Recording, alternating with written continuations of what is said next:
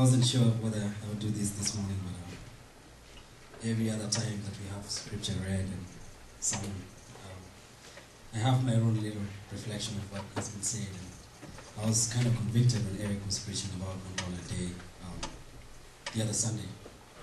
And without taking too much time, I mean, we had a nice prayer service during the week, and I attended twice.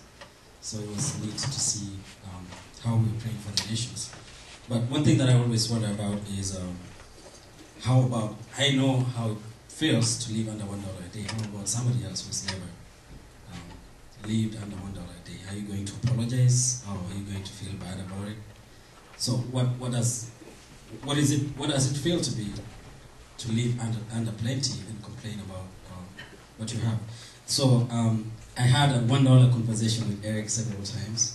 So we talked about, and he emailed me about, and the reference on the email said $1. So this is about $1. And to put $1 into perspective, I'll tell you a story.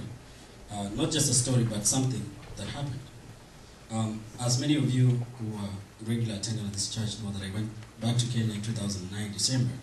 And one day, as I was driving down the road from my sister's place to my parents' house, I passed through one little sleepy shopping center, and it was about 5 o'clock in the afternoon.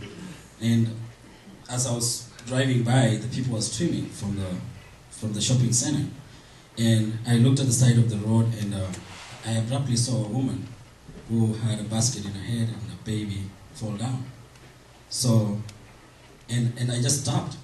I stopped my car, and a friend of mine, Nathan from West Kilwood, was with me, and his cousin said to me, why are you pulling over? Why are you stopping? I'm like, well, I'm going to give this woman a ride to wherever she's going.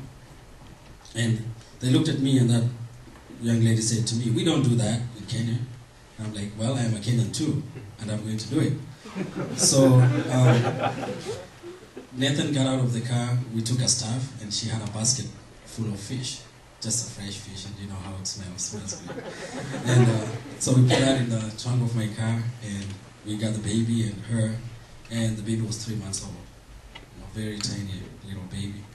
And we didn't have much time to ask questions, and we kind of started talking as we drive. And I asked her where she was going, and she's like, well, I'm going to the next small town ahead, and it was about 8 miles from where and she was walking. So, and I was like, okay, maybe she was thinking I'm going to drop her by the center, but in my mind I resolved that I'm bringing her to where she lives. So we drove, and I was asking questions, and she said, well, I came here in the morning at 5 o'clock with my baby, expecting to sell this fish and then go back home. But by 5 o'clock, I hadn't sold anything. So she decided to walk back home because she didn't have fare to pay. So as we drove, we went to I asked another question, where exactly do you come from? And she kept describing some landmarks. You go this way, and you turn left, you turn. And it sounded like it's 2 miles from there. And we reached that small shopping center, and I'm like, well, I'm bringing you home. And she was surprised. And then I kept driving. So the truth is, I drove for another 15 or 20 minutes away from the spot where she was. And Nathan and his cousin looked at me and was like, well, we told you. I was like, okay, that's fine. I almost regretted it because my gas tank was running empty. I was like, okay, this is great. But so we made it to where she lives. It was really far, and I asked her, what time were you planning to be home? And she said 10 o'clock at night with a small baby. So after that, I took out some change that I had in my car, because I normally have loose change in my car, and I gave her 100 shillings, which is equivalent to $1.50. And she was really grateful. So, and I was thinking, God, I'm about to forget how it feels to live under $1 a day. Because as Eric was preaching, I saw myself. I was that guy. I lived under $1 a day. And this is what a typical day looks like for the most people around the world, like Eric talked about. Some people live in pain for lack of pain medications. Some people have infections that can be cured by $1 or less. But people have no option. It's not like they like to live that way, but $1 can make a big difference. And this is what I went through most of my life before coming to the United States in 2007. So when Pastor Eric talked about many people around the world living under $1 a day, I kept thinking, I was that guy, like I said. Never before had I ever been stricken by the reality of change and how easy it is to often forget and complain of what we do not have. And that's what I was stricken by the reality of that.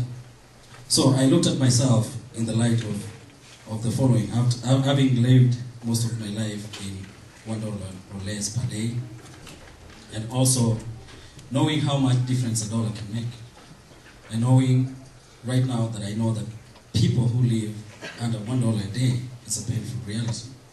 And the wish of even coming by $1 every day, some people wish they can have it all.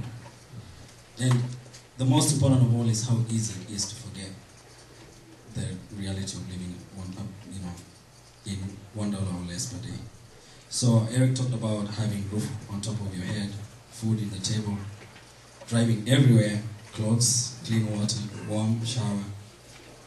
At least, to myself, I have 3 pairs of shoes or more in my closet. I don't get to wear all of them at the same time. But I have shoes. Ever since I've been here, I've never walked anywhere with no shoes. And those are the things that are so easy to take for granted. Not only for people in the United States, but even people like me. And when people look at me or I look at myself, I start thinking, man, I got to get out of church this afternoon and go to work. And then I have to pay my tuition fees. The end of the month is coming. I have to worry about my rent. But I forget that I'm driving a Mazda that I pay, like Eric said, it puts me on a 15% of people who are wealthy in the world. Yet, in all this, my life seems like tough. It's uneasy and uncertain. All these things are overwhelming, and many of you would know that. So it was a reminder for me to think about what life it is like to live with no $1 per day. And I mean, all of us need that reminder. We need to understand, and we should thank God. I mean, all of you, I assume, except me, maybe, and Daniel, you're Americans. And I bet you, if I ask people a question, they say America has changed. It is not a great country, we have bad economy. But I tell you what, it's not. And sometimes I wish that we can get a few people on the plane and run them over to someplace where people have no concept of time. They have $1, no dollar, no clean water. You have to wait for the bus for who knows how many hours before you get to go. And maybe 50 people are sitting in a van that can carry 20. And you have a choice whether you can sit or not. And some people cannot go to hospital because they don't have a dollar. So a dollar is pretty important. And like I said, it is important for everybody to thank God. And as you pray for yourself, pray for the nation. I mean, and just think about $1. When you go spend $500, think about what $1 can do to someone. And like I said, for me, it's a challenge because it's easy to forget. And I want to point out one of the verse in the book of Philippians 4. And Paul talked about the experience of living in plenty and living in need. And that's exactly what, when I sometimes read the scripture, I remind myself that I know how it feels to live in plenty and to be in need.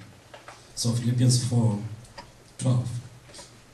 I know what it is to be in need, and I know what it is to have plenty. I have learned the secret of being content in any and every situation, whether well-fed or hungry, whether living in plenty or in want. I can do all things through Christ who gives me strength. So that's a constant reminder that it's not only us that we learn to live in plenty and in need, but even the people who were before us, like Paul, knew how it feels to live in plenty and in need. So, thanks for this opportunity to share. Thanks, Brian. Appreciate it. Let's give him a hand.